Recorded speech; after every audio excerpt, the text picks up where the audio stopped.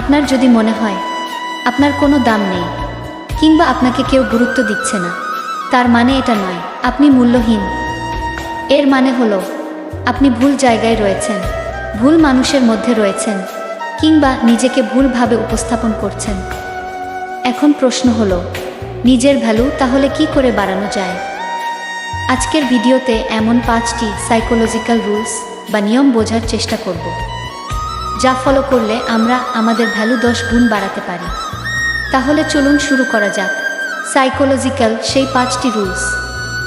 Rule number 1, be valuable not available. আপনি যদি কারো জন্য সব সময় অ্যাভেলেবল থাকেন, কারো একটি ডাকে আপনি আপনার সমস্ত কাজ ফেলে অনিচ্ছা সত্ত্বেও ছুটে যান, তাহলে সেখানে টেকিং ফর গ্রান্টেড হওয়ার একটা চান্স কিন্তু থেকেই যায়। মানুষ আপনার ব্যাপারে ভাবতেই পারে যে আপনার নিজস্ব কোনো কাজ নেই কিংবা আপনার সময়ের কোনো মূল্য নেই। তাই সব সময় সবার জন্য অ্যাভেলেবল থাকা উচিত না। কখনো কখনো না বলতেও শিখতে হয়, কখনো কখনো নিজের কাজকে অগ্রাধিকার দিতে হয়।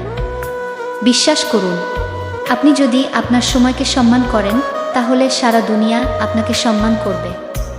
দ্বিতীয় রুল, পাওয়ার অফ মিস্ট্রি। কথা না, কাজের শব্দ করুন। দেখবেন এই পৃথিবীর সত্যিকারের পাওয়ারফুল বা নামি দামি মানুষরা খুব কম কথা বলে। তারা হুড়মুড় করে নিজের সব কথা অন্য কাউকে বলেন না, তারা শোনেন বেশি।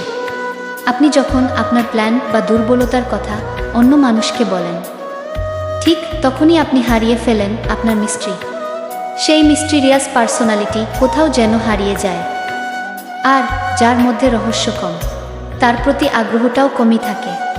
সুতরাং আজ থেকেই সবাইকে সব কিছু বলা বন্ধ করুন।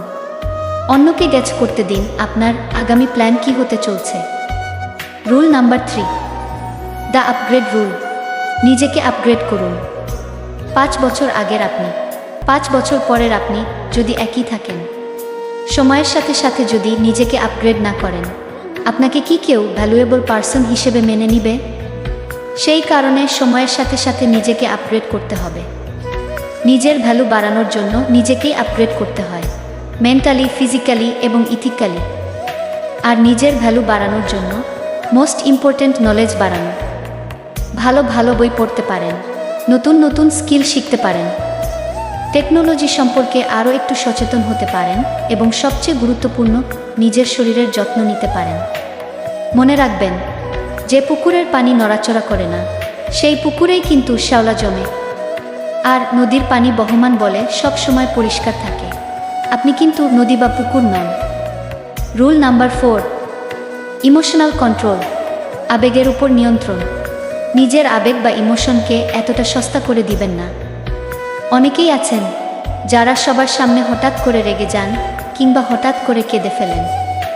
একটা কথা মনে রাখবেন, যে মানুষ তার কান্না আর রাগকে নিয়ন্ত্রণ করতে পারে না, এই সমাজ তাকে ইম্যাচিউর বলেই মেনে নেয়।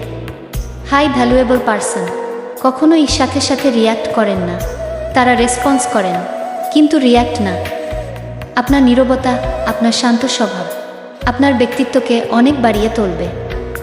Rule number 5, set your boundaries. এই রুলটি ভীষণ ইম্পর্ট্যান্ট আমাদের জীবনের জন্য। এই রুল আমাদের শেখায় কিভাবে একটি বাউন্ডারি তৈরি করতে হয়, আর কেনই বা এই বাউন্ডারিটি এতটা ইম্পর্ট্যান্ট আমাদের জীবনে। এই লাস্ট রুল আমাদের শেখায় কিভাবে আমাদের আশেপাশের মানুষকে বোঝাতে হয় তারা ঠিক কিভাবে আমাদের ট্রিট করবেন। আমরা প্রায় ভাবি, কেন আমার দোষ ছাড়াই, কেন আমাকে বারবার অপমানিত হতে হচ্ছে? কোনো দোষ না করেও আমাকে অপমান করছে, কেন করছে? এর উত্তরটা তিতা হলেও সত্যি, কারণ আপনি সেটা এলাও করছেন। আপনি অপমান সহ্য করছেন, আপনি কোনো বাউন্ডারি সেট করেননি। আপনি সবাইকে অধিকার দিয়েছেন আপনাকে প্রতারিত করার, আপনাকে অপমানিত করার, আপনার দোষ না থাকা সত্ত্বেও। আপনি যদি নিজের অপমান সহ্য করে হাসতে থাকেন, তাহলে লোকে তো ধরেই নিবে এটাই আপনার স্ট্যান্ডার্ড। সেই কারণে একটা বাউন্ডারি সেট করতেই হবে। আশেপাশের মানুষদের বুঝিয়ে দিতেই হবে যে এই বাউন্ডারির ভিতরে প্রবেশ করার অধিকার কারণ নেই। বিশ্বাস করুন, যেদিন থেকে আপনি আপনার সেলফ রেসপেকশনের সাথে আপোষ করা বন্ধ করবেন, ঠিক সেদিন থেকেই সারা দুনিয়া আপনাকে সস্তা ভাবাও বন্ধ করবে। ঠিক সেদিন থেকেই আপনার ভ্যালু ডে বাই ডে বাড়তে থাকবে।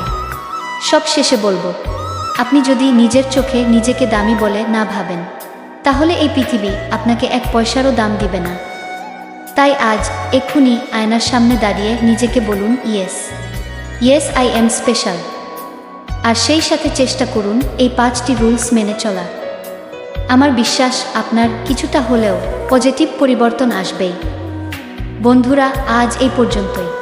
চ্যানেলটি সাবস্ক্রাইব করে পাশে থাকার অনুরোধ রইল। ধন্যবাদ সবাইকে।